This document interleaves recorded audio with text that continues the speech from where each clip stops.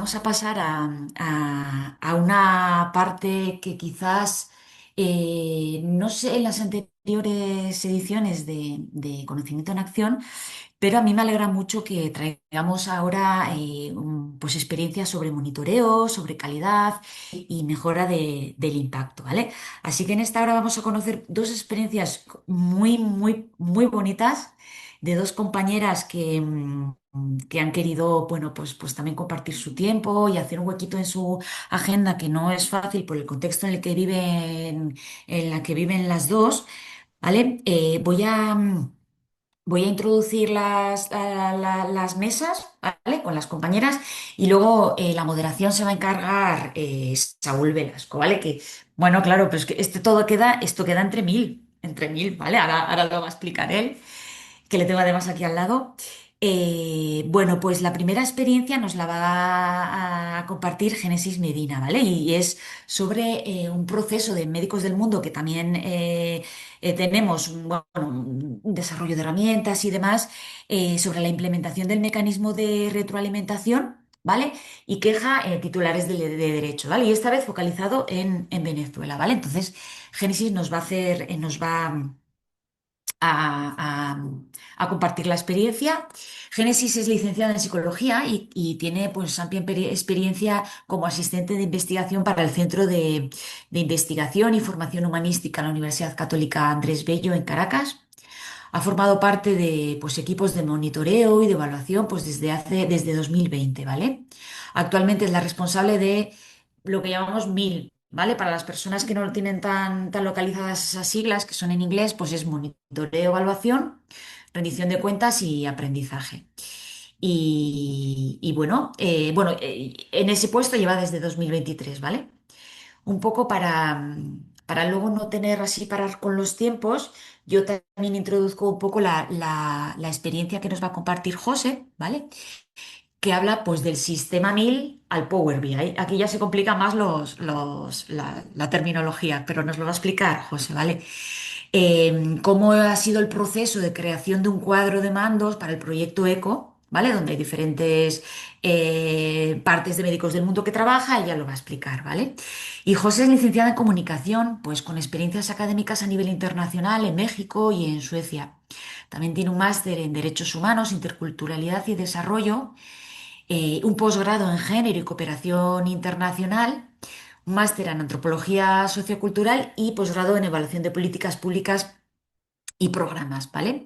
Cuenta pues con casi 10 años de experiencia en el sector social y ha trabajado en el ámbito de la cooperación, de EPTS, bueno, Educación para la Transformación Social, y actualmente en Acción Humanitaria como MIL, en la misión de Ucrania, ¿vale? Pues desde hace más de un año. Ellas nos van a compartir la experiencia y bueno, y como os he dicho, Saúl, que es el técnico de seguimiento, evaluación y rendición de cuentas y aprendizaje, MIL, que todo queda en casa, de la unidad de planificación y MIL, pues va a moderar a sus compañeras, que lo va a hacer estupendamente porque, claro, es del ámbito. Así que, Saúl, muchas gracias. Muchas gracias, José y Génesis. Adelante, ¿vale? Ahí voy a... Bueno, buenos días, me presento rápidamente. Gracias, Amaya, por invitarme aquí. Es un placer. Bueno, algunas personas me conocéis, con Génesis y con José he hablado anteriormente. Puntualmente, yo sobre todo trabajo como técnico MIL, más enfocado en los proyectos estatales aquí dentro de, Mm. en el territorio, bueno, en España. Y mi compañero Emanuele, que conocéis bien, está más centrado también en proyectos pues, internacionales por todas partes. Así que, pero igualmente, los dos compartimos este perfil de Neil y estoy encantado de poder participar aquí para escuchar vuestras experiencias. Si queréis, no sé qué orden, si queréis primero Génesis nos Mm. cuenta, nos habla del sistema que yo ya conozco un poco, tengo información privilegiada y sé que es excelente, sobre el sistema para retroalimentación de titulares de derechos y cómo contribuyen desde Venezuela para dar voz, ¿no?, a las personas para las que trabajamos. Adelante, Génesis. Bueno, en primer lugar, por supuestísimo, darles las gracias a Saúl, a Emanuel y a Maya por el espacio. Muchas gracias por siempre dar visibilidad a los procesos de monitoreo y evaluación que se hacen. Tal como comentó Amaya, vamos a hablar un poco acerca de los mecanismos de monitoreo de rendición de cuentas, específicamente del mecanismo de retroalimentación y quejas que tenemos en Venezuela, esperando que quizás alguna de estas cosas les puedan funcionar a ustedes o les puedan dar ideas acerca de cómo mejorar la rendición de cuentas en sus proyectos. Vamos a hablar brevemente, vamos a primero comenzar por la parte de documentos y normativas, luego vamos a hablar acerca de los mecanismos proactivos y reactivos de retroalimentación que tenemos en Venezuela, la gestión de la respuesta y la difusión de la información, bases de datos y seguimiento, y finalmente, que igualmente a lo largo de toda la sesión creo que se va a abarcar, pero lo que tiene que ver con estas lecciones aprendidas que nos ha dejado hasta ahora el mecanismo en Venezuela. Quería arrancar primero por las normativas, mencionando que más allá de que hay una cantidad bastante grande de documentos teóricos muy buenos acerca de rendición de cuentas, quería presentar aquí tres esenciales que por lo menos a nosotros nos funcionaron para enmarcar el mecanismo y que creo que son de muy ágil lectura también. El primero es el marco de rendición de cuentas colectiva ante las personas afectadas que tiene el Comité Permanente Interagencial o el IAS, que básicamente lo que contiene es una serie de actividades que permiten hacer posibles resultados distintos de rendición de cuentas. Creo que esto es muy bueno porque permite dimensionar el sistema de mecanismos y de rendición de cuentas, no solamente como el poner un buzón y ya, sino que inclusive puede visibilizar la importancia de que haya un gasto presupuestario, un personal humano, un talento que se encargue de la gestión de este mecanismo. El siguiente es de Esfera, que es la guía de implementación de mecanismos de retroalimentación y queja que tienen los programas de la Oxfam en la región de Latinoamérica y el Caribe de 2020. Este es mi favorito, es muy bueno porque el documento prácticamente abarca cómo hacer un análisis de riesgo a la hora de introducir mecanismos de retroalimentación y a su vez cuáles son los posibles riesgos que va a tener el mecanismo independientemente de lo que surja. Es un ejercicio de reflexión bastante bueno porque cuando tú tienes identificado los riesgos, puedes diseñar las estrategias para mitigarlos. Funciona para dar guía, para dar retroalimentaciones, para tener ideas y a su vez tiene el proceso de mecanismos de quejas bastante completo. Bueno, finalmente, por supuesto, siempre nuestra bandera número uno, que es la norma humanitaria esencial o el Core Humanitarian Standard. En la versión de 2024, aquí nos enfocamos en los principios 5 y 7 como guías fundamentales para la rendición de cuentas. El número 5, que dice que las personas pueden expresar preocupaciones y quejas de forma segura, que básicamente abarca requisitos acerca de la disponibilidad y la frecuencia de los mecanismos de retroalimentación y que estos sean seguros para los beneficiarios y titulares de derecho. Luego tenemos el principio 7, que habla de que las personas acceden a apoyo con base en retroalimentación. Y creo que estos principios al final se terminan conectando muy bien porque no es solamente la revisión y el check acerca de qué tan seguros y qué tanto tan presentes están los mecanismos, sino que va también de cómo nosotros hacemos uso del mecanismo de retroalimentación para tener lecciones aprendidas a lo largo del proyecto y no ver las lecciones aprendidas como esto que está al final del proyecto con una sesión de trabajo y ya. Entonces, nada, en función a esos marcos de referencia, nosotros hemos trabajado proactivos y reactivos. Voy a empezar por acá con los mecanismos proactivos. Dentro de estos tenemos los clásicos, que son las encuestas de satisfacción y de protección. A lo largo de todo el proyecto se implementan. Las de satisfacción, sobre todo, son las encuestas escritas después de actividades de salud mental o actividades grupales, formaciones, etcétera. Y la de protección, que muchísimos de ustedes, y si aquí hay alguien de 1000 seguramente la conoce totalmente, como lo es el Protection Mainstreaming Key Objective Indicator, que es el PMCOI que tiene ECO, que básicamente es una encuesta que se administra a lo largo del proyecto para poder identificar qué tan satisfechos, seguros y tomados en cuenta se han sentido los personas que han participado de los servicios y actividades. Luego tenemos dos actividades fundamentales que hacemos a nivel intermedio de los proyectos y a nivel de cierre de los proyectos. Voy a comenzar por acá con los grupos de discusión focal. Estos grupos de discusión focal que se hacen funcionan con que el equipo de monitoreo hace una convocatoria comunitaria con titulares de derecho y hace una devolución de resultados. Devuelve cuáles son los resultados que se llevan hasta el momento, qué se ha logrado, qué se ha hecho, y entonces aquí viene un abordaje totalmente cualitativo, que es qué les quedó, qué les pareció, esto en qué contribuyó para ustedes como comunidad o qué se puede mejorar. A su vez también se les pregunta cuando se les da el dato si esto es un dato que les sorprende, que les es extraño y eso por lo menos nos ha brindado información acerca de quizás algunas comunidades pequeñas en que el dato se ve muy grande, pero es porque inclusive comunidades aledañas que no forman parte de la intervención directamente acuden al centro para recibir la asistencia porque saben que se está dando el servicio. Entonces, brindan además este contexto que arropa el dato que recogemos siempre. Luego tenemos las entrevistas. Nosotros contamos con tres tipos de entrevistas. Tenemos la clásica, que es del caso de éxito, donde el equipo de campo nos ayuda a identificar a personas cuya calidad de vida o quizás cuyas necesidades hayan podido ser atendidas durante la intervención y que la persona lo reconozca así, que se haya empoderado, que esté agradecido, que tenga una nueva perspectiva. La segunda es acerca del impacto de las formaciones. Como han de saber, toda formación que sea se va a tener su pre y post-test. Nosotros tenemos esta entrevista para preguntarle a las personas, líderes comunitarios o personal sanitario, qué les quedó de esa formación, pero fundamentalmente si ellos notaron algún cambio en sus capacidades o en sus habilidades a la hora de hacer sus tareas cotidianas o en su defecto a la hora de atender a un paciente, que trabajamos muchísimo con personal sanitario. Y el último, que son las entrevistas de evaluación del proyecto que se hacen con coordinaciones sanitarias netamente. Son estas coordinaciones a las que a lo largo de todo el proyecto se les está rindiendo cuentas e informando. Tienen este momento en el cual se les pregunta en qué medida el proyecto ha estado respondiendo a sus necesidades. Tiene un inicio, se había detectado que había una necesidad de falta de acceso a medicamentos. Ahora que Instance, llevamos lack 6 of meses que access cerramos la to implementación, medicines. Now we are into 6 months. We ask, did you notice any change about this? And so on. So,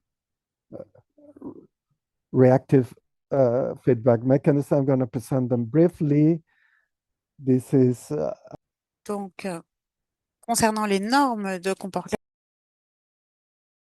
en este pendón es donde hacemos la presentación siempre en las actividades de cuáles son nuestros mecanismos, cómo tú te puedes comunicar con médicos del mundo. Tenemos es el punto focal de retroalimentación. Como pueden ver por acá en la foto abajito tenemos a una muñequita con una cinta amarilla. Nosotros implementamos una cinta amarilla que va en el brazo, que de hecho les puedo mostrar de una vez la fotito acerca de cómo se ve, que es para identificar quién es la persona en campo con la cual se pueden comunicar en caso de quejas, dudas, observaciones, sugerencias o lo que sea. Porque siempre decimos, aquí está quizás fulanito, Génesis o Saúl, comuníquense con él en caso de quejas, pero la gente si llega nueva no va a saber ni quién es Saúl, ni quién es Génesis, y mucho menos lo van a saber ubicar. Por eso, como una clave visual, está ya directamente, esta es la persona que en campo es responsable de presentar los mecanismos, velar porque los mecanismos estén bien ubicados y por sobre todo, pues gestionar todas las sugerencias u observaciones. Aquí es muy importante algo a tener en cuenta, nosotros tenemos varias cintas y algo que recomendamos y sugerimos siempre es que haya 2 puntos focales de retroalimentación, siempre que sea posible, en las actividades. Uno que sea mujer y uno que sea hombre. Esto justamente para evitar que el género se pueda quizás convertir en alguna brecha a la hora de querer hacer denuncias sensibles, quejas sensibles, o quizás si estamos en una distribución de kits de higiene menstrual, quizás hay mujeres que tengan dudas y que se sientan más seguras de acercarse a una mujer que a un hombre. Nuestro correo electrónico, el cual se gestiona directamente desde Caracas y está abierto todos los días esta bandeja. No es muy utilizado, pero ya hemos recibido al menos una solicitud de apoyo a través de esa vía. Es el tuopinionimporta.be@medicosdelmundo.org. Nuestra línea de contacto, la cual puede recibir WhatsApps, llamadas y mensajes de texto, y eso también se maneja de manera centralizada por acá en Caracas. Y luego nuestro superbuzón de sugerencias, el cual se tiene en las bases. Nosotros en Venezuela estamos en Apure, Sucre y Táchira, que son 3 estados del país. Hay por ende 3 buzones de sugerencias. Estos se abren en la base a través de una cadena de custodia y ya ahorita les cuento justamente más sobre ese buzón. Año, este buzón que tenemos es el primero, el de su primera versión. Ahorita les cuento de la segunda. Es en acrílico, es realmente ligero, pero el tema del acrílico es que si se cae hay riesgos de que se rompa, motivo por el cual el bolso está acompañado de un bolso protector que tiene el logo de Médicos del Mundo y todo, para que el buzón se pueda cargar, resguardar y transportar sin riesgos de nada. Este buzón tiene unas asas para poder sostenerle, porque el acrílico es resbaloso, entonces que sea cómodo poder llevarlo. Tiene unas orejitas o unas aberturas para poder meter precintos de seguridad, que es como la innovación que hicimos con el mecanismo. Todos los buzones sabemos que tienen su cerrojo y sus llaves. Nosotros aquí mandamos bueno, la verdad es que se compran los precintos enumerados.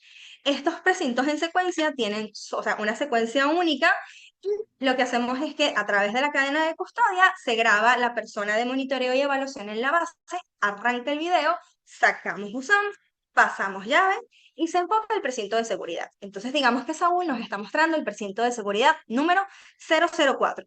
Se corta precinto de seguridad, se abre buzón, se cuentan y se extraen los comentarios sin hacer lectura y se guardan en un sobre de seguridad, el cual solamente puede abrirse rompiéndose.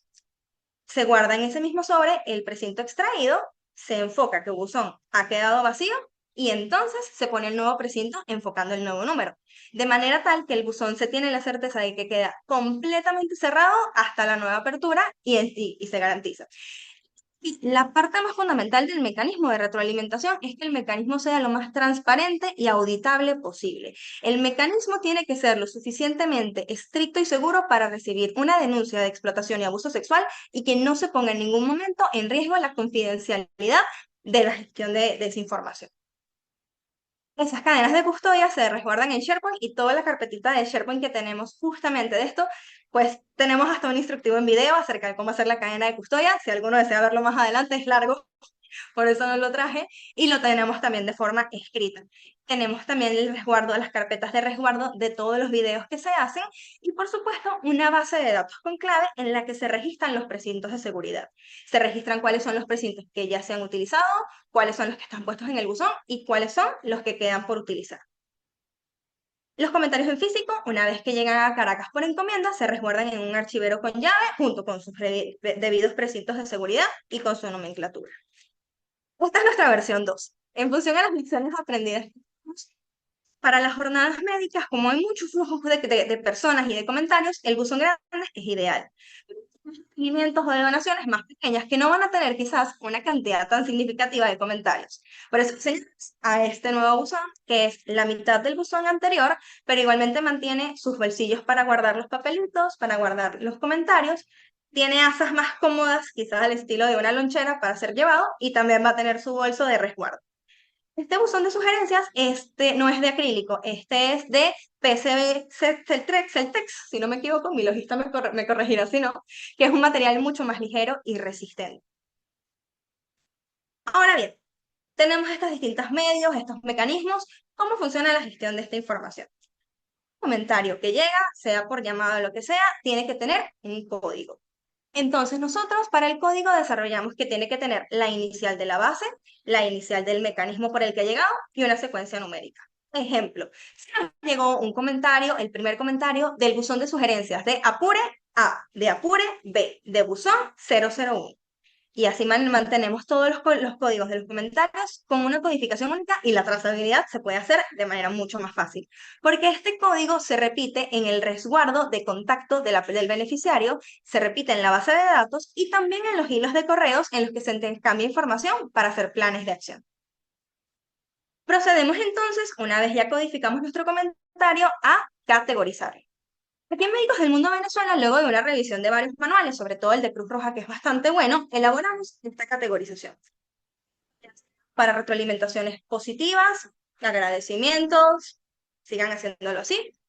Categoría número 1, para solicitudes de información, cuando requieren algún material, cuando tienen alguna duda. Categoría 2.1 son las solicitudes de apoyo, alguien que necesita acudir a un servicio de nutrición, acudir al servicio de salud mental, una formación que se haga en un centro de salud, etc. 2.2 para sugerencias, que es justamente pues aquellas cosas que puedan decir como sugiero que tengan un refrigerio distinto, incorporen cafecito o cosas así por el estilo. Creo que son las que más me suenan que nos han llegado sobre refrigerios. Luego tenemos las quejas. Importante destacar acá que del 0 al 4 estamos hablando de quejas o de retroalimentaciones no sensibles. Retroalimentaciones que sin ningún inconveniente pueden compartir vía correo electrónico con coordinaciones de base o equipos técnicos. Las quejas menores, que es categoría 3, atienden a aspectos netamente logísticos. Hubo retrasos en la actividad terminó muy tarde, empezó muy temprano, los refrigerios no fueron de muy buena calidad, temas que atienden a la logística. La número 4 de quejas mayores son aquellos tratos irrespetuosos que haya tenido el equipo de médicos del mundo con personas de la comunidad, los cuales, importante destacar acá, no infringen el código ético, es decir, no estamos hablando de fraude, de explotación sexual, de abuso o de robo, pero sí estamos hablando de un trato irrespetuoso. Ahora vamos a las categorías sensibles. Para las categorías sensibles están las que, en efecto, sí infringen una normativa del Código de Ética del Trabajador Humanitario, no solo de médicos del mundo, sino del trabajador humanitario. La 5 es para las que son de médicos del mundo y la 6 es para cuando estas quejas o estas denuncias se hacen a través del mecanismo de médicos del mundo, pero son de otra organización. Para estos casos se tiene ya dentro del procedimiento de Venezuela un flujograma acerca de que la derivación se hace en menos de 24 horas a la página de denuncias de médicos del mundo para que se pueda proceder inmediatamente. Entonces, estos comentarios, como les dije, se comparten vía correo electrónico con los equipos respectivos. Se tiene el comentario AB005, dame respuestas y todo eso. Pero vamos a hablar ahorita de la base de datos. La base de datos en la que se resguardan estos comentarios es un Excel también centralizado, con el acceso único a la persona responsable de mecanismos, que en este caso soy yo. Y los equipos de base tienen su Excel también, pero acerca de las retroalimentaciones verbales. Y poco a poco van alimentando también esto. Dentro de las muchas variables y columnas que contempla este Excel, categorizar en 5 categorías fundamentales la información que se recoge, que creo que les puede servir para sus mecanismos. La primera es información administrativa, lo más básico. En qué lugar, de qué proyecto, de qué componente, y si es una respuesta de emergencia, este comentario. Luego que sabemos de dónde viene el comentario, vamos entonces a la información del comentario a nivel del mecanismo. ¿Cuál fue la cadena de custodia, el número del video de la grabación en el cual se hizo la extracción de esos comentarios? ¿Cuál es su código, su categoría y, por supuesto, la información que contiene? Ahora la información del emisor, siempre por supuesto que la persona la deje dentro de los formatos. Su información de contacto, y por supuesto edad y género. Trazabilidad y tiempos. Esta es la parte yo creo que más clave del mecanismo que les voy a mostrar ahorita en la base. Nosotros registramos 3 fechas claves. Tenemos la fecha en la que se emite el comentario, la fecha en la que se recibe para gestionarse el comentario, en la que llegan médicos del mundo, y la fecha en la que se le informa al beneficiario que se ha recibido su comentario, que es lo que llamamos acuse de recibo. Es el momento en el que le decimos, hemos recibido su sugerencia sobre, taca, taca, taca, taca, y le estaremos dando respuesta sobre esto. En esa misma información tenemos la fecha de envío de respuesta una vez que se tiene la respuesta y la fecha de cierre. Para eso tenemos también unos campos calculados que son los que utilizamos para poder identificar cuántos días están transcurriendo desde que tenemos estas 3 fechas claves hasta que se cierra el comentario y si estos tiempos están dentro o fuera de los 30 días que se tienen que tener. Y luego tenemos, por supuesto, la gestión del seguimiento, que son las preguntas claves que tiene la base de datos de si esto es un comentario que amerita un plan de acción, si es un comentario que tiene información de contacto para dar una respuesta, quién es la persona responsable de hacer plan de acción, cuál es la respuesta o plan de acción, cuál es el estatus del comentario, un comentario que está abierto, un comentario que está cerrado, y cuál es la forma de resolución. Es decir, Médicos del Mundo respondió a este comentario y atendió a la situación, Médicos del Mundo derivó la situación a titulares de derecho, a otros titulares de obligación o titulares de responsabilidad, o si fue una solicitud que se escapó del alcance a pesar de la información que se buscó. Entonces, voy a proceder justamente en este momento a mostrarles la base de datos que nosotros tenemos por aquí, que realmente es un dashboard bastante sencillo, pero que la segmentación de datos es lo clave aquí. Tenemos para poder filtrar por estado, por proyecto, canal de retroalimentación, fecha y lo más importante, por categoría. Si yo quiero ver solamente cómo ha ido la gestión de las retroalimentaciones positivas o en su defecto de las quejas menores, lo único que tengo que hacer es dar clic y ver justamente cuántas hemos recibido, en cuánto tiempo se han atendido, cómo han ido los tiempos de emisión y así. Entonces, algo especial que me gustaría compartirles, además de, por supuesto, los descriptivos que se tiene, que nos sirven para generar reportes, es esta parte de acá, que ha sido la base fundamental para tener lecciones aprendidas y seguimiento. Por acá tenemos el promedio de días que se tienen desde la emisión de los comentarios. Por acá el promedio desde la recepción y por acá el promedio desde que se da el acuse de recibo.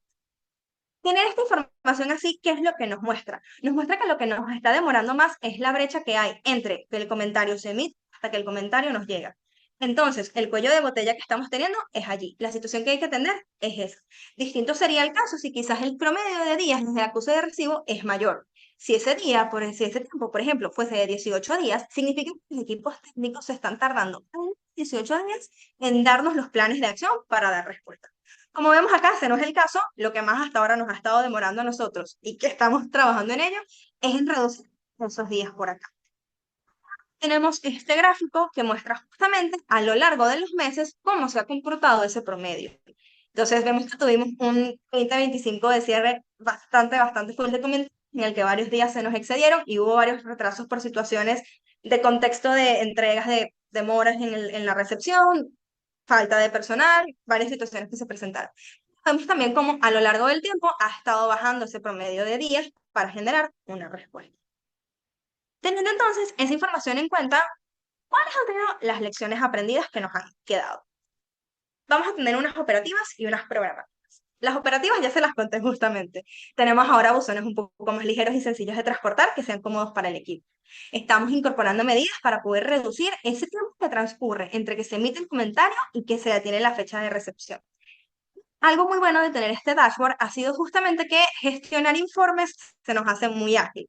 Por ejemplo, les mostraré este de acá, que tengo, les muestro el PDF, pero yo lo tengo en un formato de PowerPoint, lo cual es sumamente amigable para traerte gráficos de Excel a PowerPoint y poder cambiarles lo que uno quiera. Entonces tenemos, por ejemplo, este documento de una página bastante visual y ágil para presentarle al donante cuáles han sido los comentarios que se han presentado, cuál ha sido su contenido, cuáles han sido los mecanismos más empleados, cuál ha sido la resolución de los mismos y un apartadito al final acerca de qué lecciones aprendidas nos han ido quedando de todas estas retroalimentaciones que se han recibido por ahora. Entonces, cuando vamos a las programáticas, hasta ahora, en el proyecto que estamos actualmente, el mecanismo de retroalimentación nos ha permitido informativos sobre adolescencias para adultos y adolescentes, a pesar de que no los teníamos contemplados en un inicio del proyecto. Ha sido una solicitud comunitaria que se ha podido responder y abordar y ha sido como cómo adaptamos estos materiales que tenemos a llegar a estas personas o cómo brindamos más temas que tenemos. También a través de estos mecanismos nos han llegado centros de salud o comunidades que solicitan apoyo, de manera tal que en Médicos del Mundo tenemos ya de backup cualquier cosa, algunos centros que si hacemos una detección de necesidades, podemos ir a hacer la detección, ya que se han comunicado con nosotros para ver viabilidad de una intervención. Temas nuevos acerca de todos los componentes que puedan responder a necesidades. Creo que nos pasa muchísimo con el componente comunitario de salud mental, sobre todo las solicitudes acerca de temas de comunicación asertiva, gestión del estrés, relaciones de pareja, mejor trato para las personas que asisten al centro de salud y cosas así por el estilo. Y son temas que el equipo ha podido adaptar, realizar e incorporar dentro de las actividades. La lección aprendida fundamental, por supuesto, de todos estos mecanismos es la participación que los beneficiarios han tenido a lo largo de todo el proceso, porque se han podido hacer modificaciones y adaptaciones que respondan solamente como esta lección aprendida del final. Así que bueno, espero no haberme pasado de tiempo. Muchísimas gracias por el espacio y quedo por acá atenta a cualquier tipo de pregunta que puedan tener. Enhorabuena, Génesis, por la presentación. Ya veo por ahí aplausos. Eh, si quieres, ahora hacemos un pequeño espacio de preguntas para pasar luego a la siguiente o al final del todo. Quizás al final, porque como son y media, que presente José, ¿vale? Y luego ya hacemos las preguntas. Bueno, solo un minutito para... Sí, a ver si da tiempo, porque eso es. Queda media hora. Bueno, media hora da margen para la presentación y un espacio de preguntas. Bueno, Bueno, vamos hay a que ver. preguntarle a José. Ahora que estamos Si con se todo viene tan arriba. fresco, sí. Hola, José. Ahora vamos con tu presentación de Power BI, que es excelente, que también lo sé. Quería simplemente aprovechar este momento para dar las gracias a Génesis por su presentación tan completa y por compartir toda la experiencia. Claramente Venezuela es un ejemplo de buenas prácticas en el mecanismo de retroalimentación y quejas. Me ha gustado ver la variedad de canales que tenéis de comunicación y sobre todo el énfasis que ponéis en la seguridad y la confidencialidad de cara para las titulares de derecho. También me ha gustado mucho ver la clasificación, la categorización de los diferentes tipos de retroalimentación y quejas. Recientemente, a nivel aquí estatal en España, las diferentes oficinas regionales que tenemos, hemos desarrollado también, hemos actualizado nuestros mecanismos de retroalimentación y quejas y estamos aprendiendo de lo que estamos viendo ahora de las categorías, una muy buena categorización. Sobre todo también me interesa luego ya en detalle ver la gestión de las quejas sensibles, la relativa a Médicos del Mundo y la relativa a otras organizaciones, pero quizás se me estaba ocurriendo que estaría bien hacer un encuentro entre la gente MIL, yo incluido, no solo la gente internacional, para ver los mecanismos de retroalimentación y quejas, lecciones aprendidas ya más en detalle internamente, ¿no? Porque aquí hay mucho que rascar, se ve, y todo en beneficio de dar voz a las personas para las que trabajamos, así que es muy positivo. Y me gustaría también resaltar un aspecto importante que comentó Génesis al principio, y bueno, claramente hay que tener en cuenta la documentación, porque ya hay muchas organizaciones que indican, muchos organismos que nos indican cómo hacerlo bien. Y que una de las cosas fundamentales es también disponer de los recursos adecuados en términos de presupuesto y personal para que esto repercute directamente en la calidad de los mecanismos. Así que bueno, llamar la atención sobre esto, porque nos gusta hacerlo bien y hay que poner los medios para hacerlo. Y nada más, si queréis, luego te preguntaré un poco, y también a José, por si te lo quieres ir preparando, dificultades que habéis encontrado y algún consejito para implementar en otros países. Y ya está, va a ser las dos preguntas generales que vayamos a hacer. Y ahora le damos el paso a José, que está en Ucrania, que ha desarrollado por un proyecto de ECO, un Power BI. Nos va a contar más ahora ella. Adelante, José. Buenas tardes a todas. Se te escucha perfecto. Perfecto, genial, voy a compartir. Pues la idea de presentar algunas de las lecciones aprendidas, no sé si son todas buenas prácticas, pero definitivamente de cuestiones que hemos aprendido, era el dashboard que hemos hecho para Eco 11, que sin duda tiene mucho espacio también a la mejora, ¿no? Yo creo que esa es la manera de que mirar las cosas, los espacios a la mejora que tiene y sobre todo cómo se puede escalar o transferir a otros espacios, ¿no?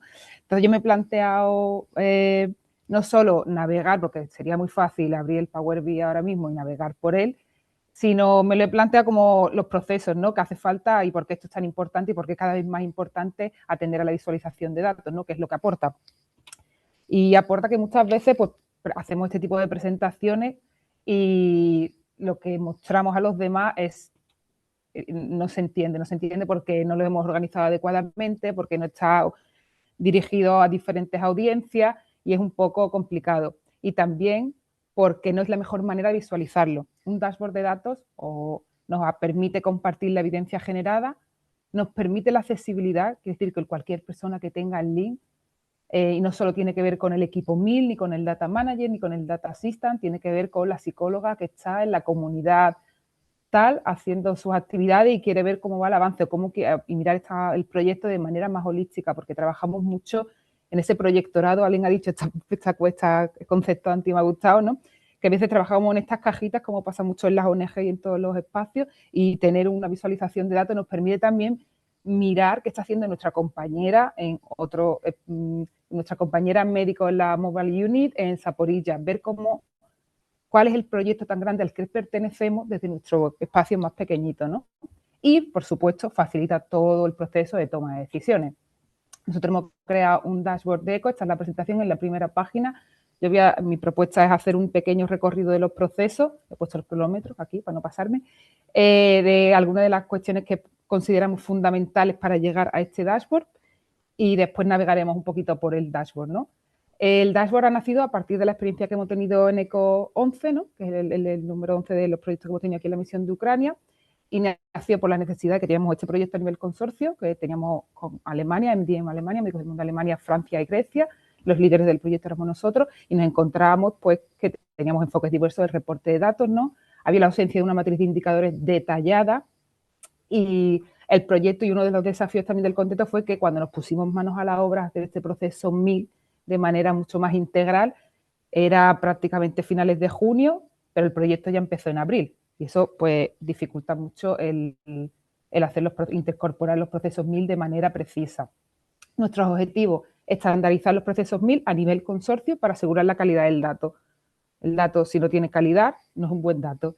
Entonces, para reforzar la precisión, la coherencia y la puntualidad de los datos. Y con eso evitar reportar los datos en un estilo Frankenstein. Creo que todas hemos tenido la experiencia de trabajar en partner con otras organizaciones, incluso con otras compañeras, y todo el mundo recoge el mismo dato, pero de manera diferente, y después hacemos un copia y pega en un documento, pero aquello pues no tiene ninguna homogeneidad narrativa y por lo tanto no tiene ninguna lógica, no se entiende bien la lógica de intervención y no se visibiliza bien, ¿no? Y aquí algunas de las cuestiones, ¿no? Porque el dato, yo siempre digo que el dato, si lo torturas, te da el resultado que tú quieres. Y que tenemos que tener claro que si el dato es malo, las decisiones que se toman son malas. Y ahora un pequeño recorrido, cómo hemos llegado de lo que el título un poco que le hemos puesto a la presentación, ¿no? De este sistema 1000 a Power BI, como lo hemos hecho aquí en Ucrania a nivel consorcio con los 4 chapters, ¿no? La definición de indicadores es esencial. Muchas veces planteamos las propuestas y las proposals para los donantes, ponemos un indicador, cualquier persona en una oficina, pero no piensa con la unidad de medida, cómo lo vamos a medir. Y toda esa parte que puede ser más metodológicamente muy 1000 y puede a veces sonar a chino mandarín para personas que no son del ámbito 1000, pero que es esencial para que al futuro, al año siguiente, cuando nos aprueben los proyectos que hacemos, saber qué es lo que tenemos que medir, definir la unidad de medida. Definir con ella después las herramientas de recolección de datos, ¿vale? Yo quiero saber el nivel de satisfacción, ¿no? Bueno, utilizando el ejemplo a lo mejor que ha puesto antes la compañera Génesis, el nivel de satisfacción de las personas que participan en nuestros proyectos. ¿Y eso cómo lo vamos a recoger? Eso no es un 4, un 5 o un 6. Eso tiene una herramienta de recolección y esa herramienta de recolección tiene una metodología. Eso hay que desarrollarlo y explicarlo. Después la metodología de recolección va a ser una muestra estadística, una muestra simple, una muestra representativa. ¿Qué recursos tenemos? ¿Tenemos personas suficientes para pasar encuestas a 300 personas o no tenemos recursos y tenemos que hacer algo súper pequeñito de 10?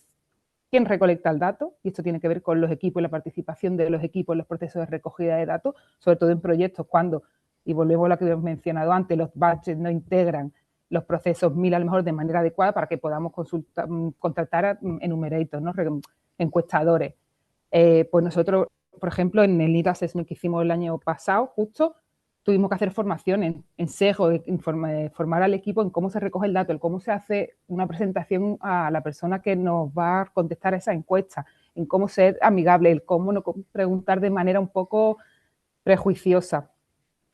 Después tenemos la parte del monitoreo, el data cleaning y la validación. Daros cuenta que en este consorcio, cada uno de los 4 chapters, pues en España estamos en Kharkiv y en Zaporilla, Grecia ha estado en Sumy, las compañeras de Francia han estado en Mykolaiv y Khersonska, y Alemania ha estado en Donetsk y Dnipro. Bueno, un poco, no lo sabréis porque yo tampoco lo sabía antes de venir aquí, pero estamos en toda la parte de la frontera con Rusia y hacemos actividades similares de atención, de acceso y de facilitación y apoyo al acceso a los servicios de salud y salud mental y apoyo psicocomunitario, pero cada una tiene sus peculiaridades, por lo cual también a partir de los recursos que tiene cada chapter los recoge de una manera diferente. Entonces tenemos que hacer ese monitoreo, esa data cleaning y esa validación.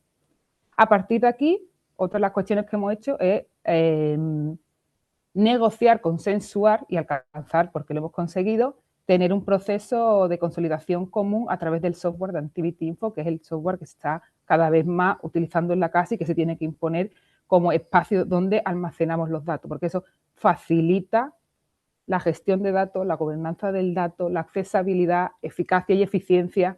Entonces, a partir de Activity Info, después de todo este recorrido, podemos decir que tenemos un dato accountable, que es verificable, que es preciso y que es ético.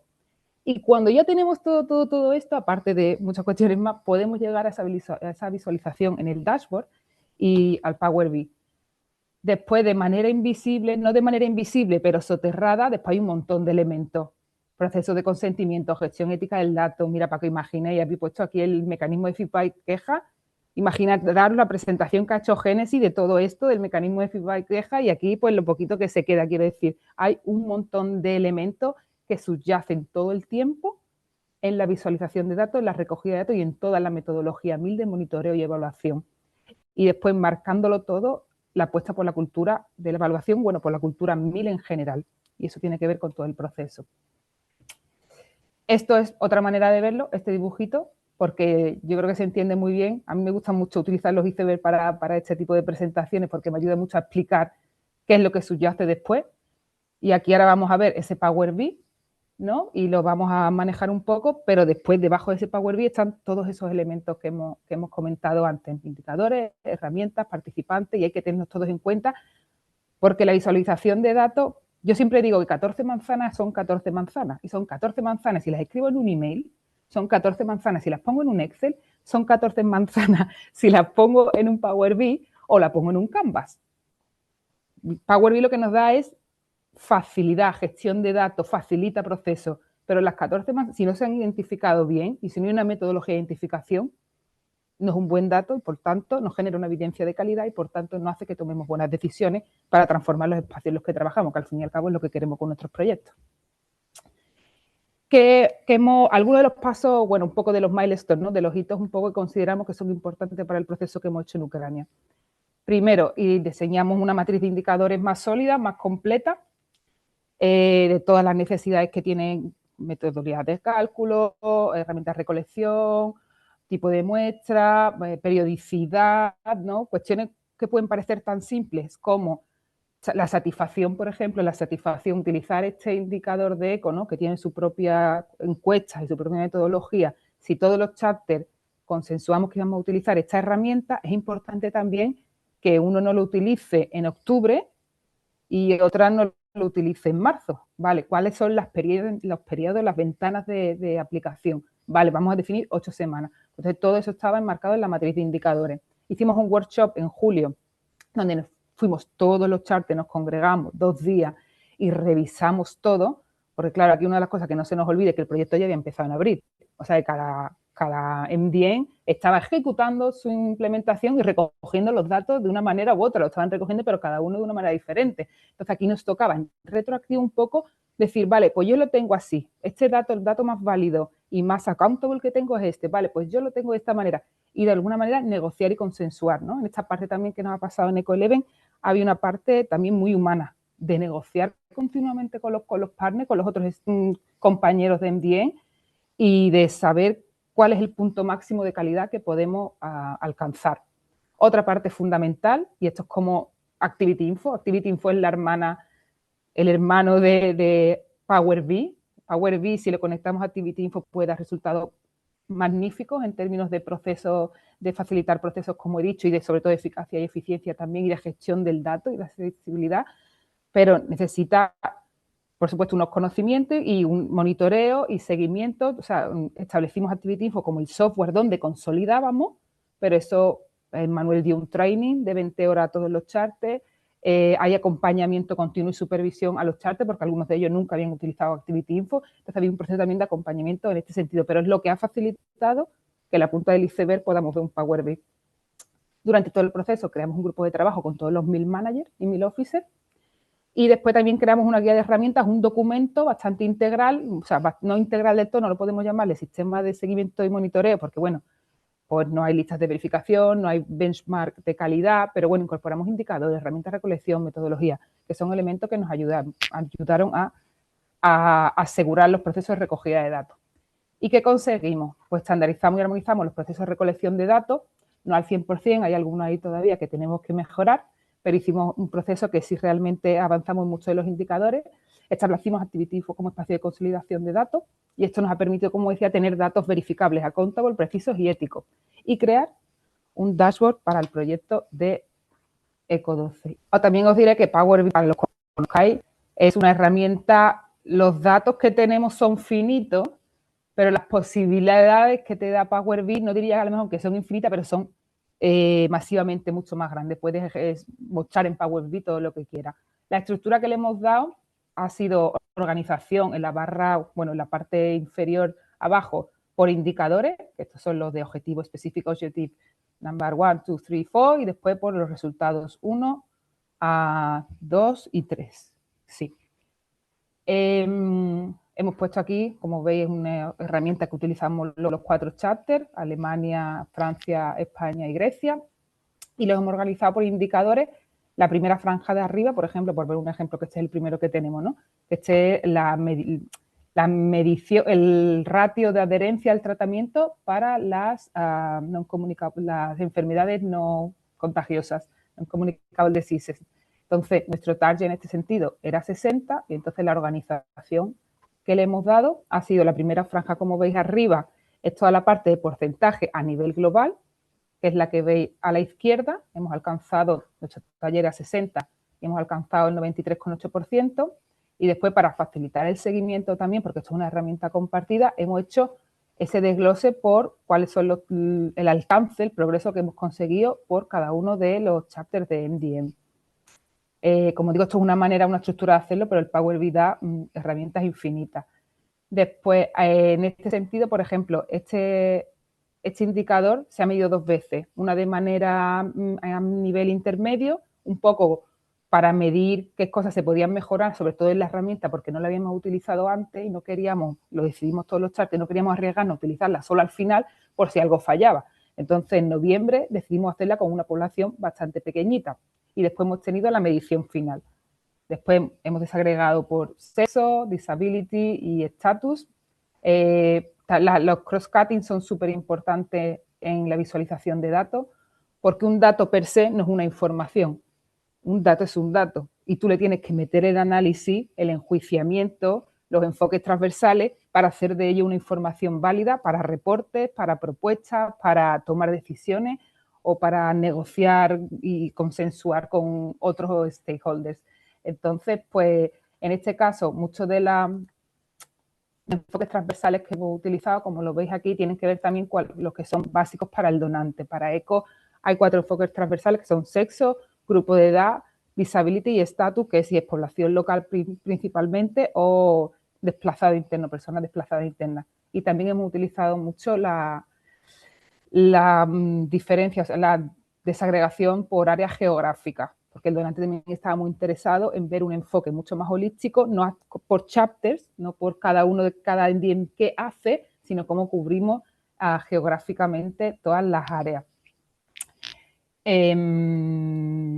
A ver, alguno.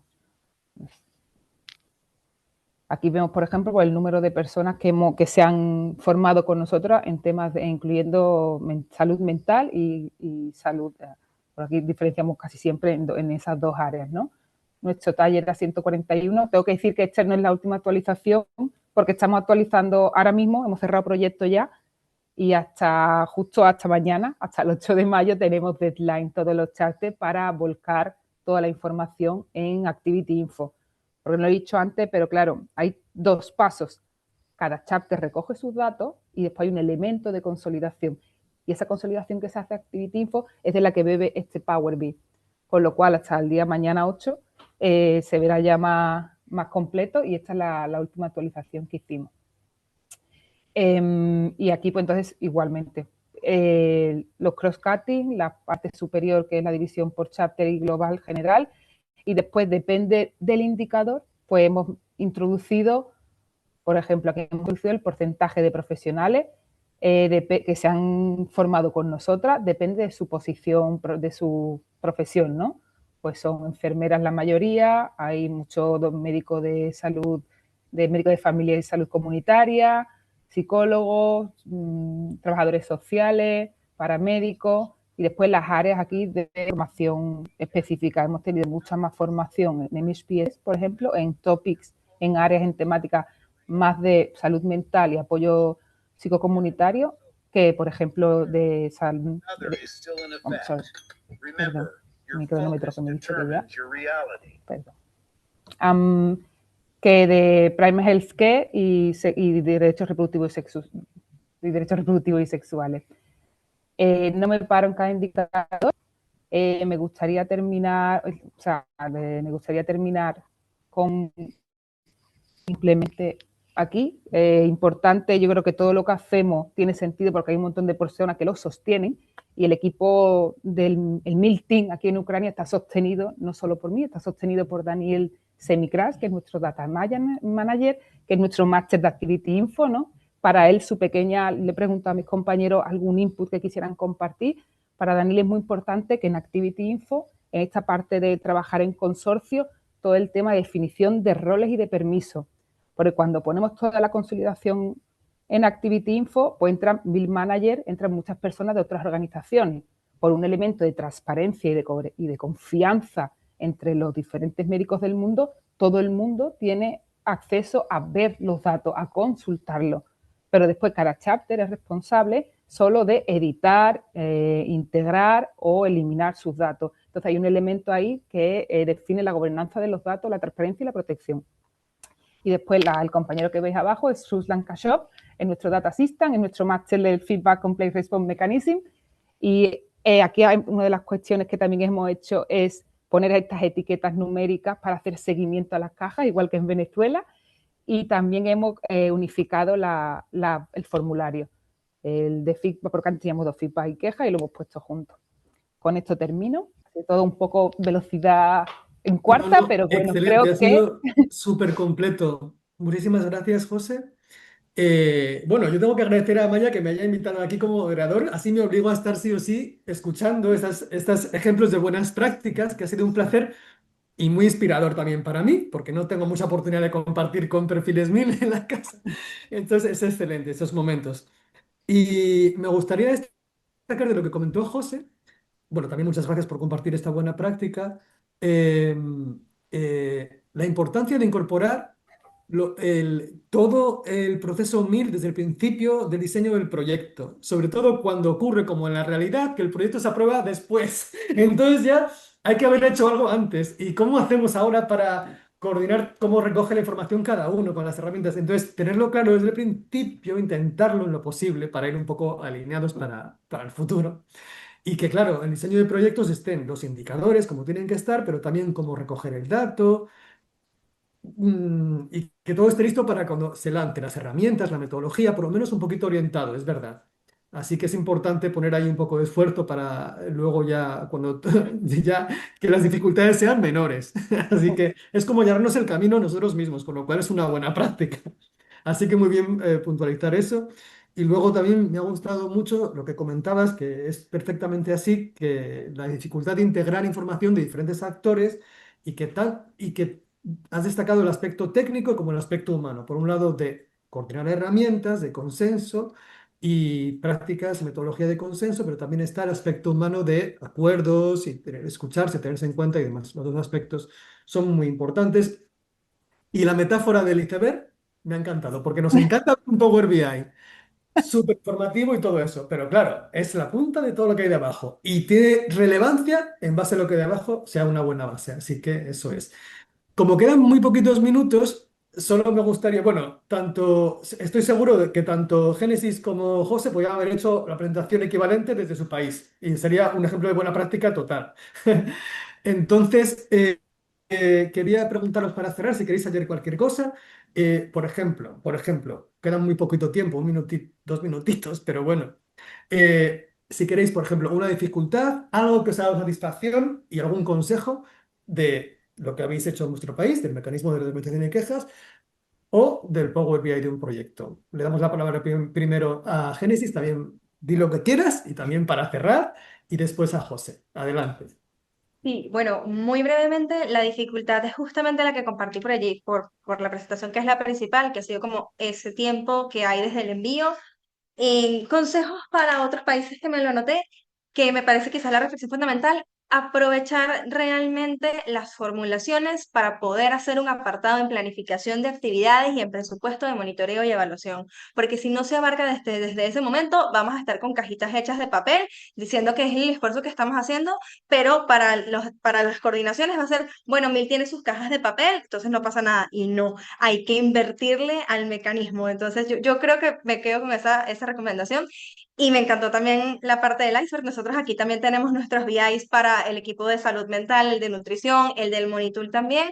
Y es eso, es como les encanta un Monitool, pero no ven todo el trabajo de calidad de datos, limpieza de datos, datos atípicos, corrección de datos que hay detrás de todo eso, además de la misma de que estamos todos entendiendo bien e igual la definición del indicador. Entonces creo que José contó la experiencia diaria de cualquier mil en un proyecto. Muchas gracias, Génesis. Adelante, José, y luego ya Amaya. Adelante, José. Yo dificultad es la que tenemos que estandarizar, crear matrices de indicadores cuando hacemos proyectos. No tienen que estar escritas en mármol, no tienen que ser las tablas de Moisés, se pueden modificar, pero tenemos que estandarizar eso para mejorar y después ya negociamos cuando llegue el segundo paso. Y el consejo, cuando creemos indicadores, en medida de lo posible, cuando haya personas para ello, consultémosle a los 1000, porque yo no soy experta en psicología, entonces creamos indicadores para contar cosas que son incontables. Y pongo un ejemplo muy rápido, estamos ahora llevando un proyecto con BMZ, que es un donante alemán con otro partner, y tenemos un indicador de indirectos, con personas indirectas, por ejemplo. Ese es el anti-indicador. No se hace un indicador con indirecto y es una golden rule. Entonces, conversemos más entre nosotras cuando definamos indicadores. Bueno, llegados a este punto estamos puntual. Muchas gracias, José, muchas gracias, Génesis, y muchas gracias, Saúl, por este Bueno, espacio. a vosotras.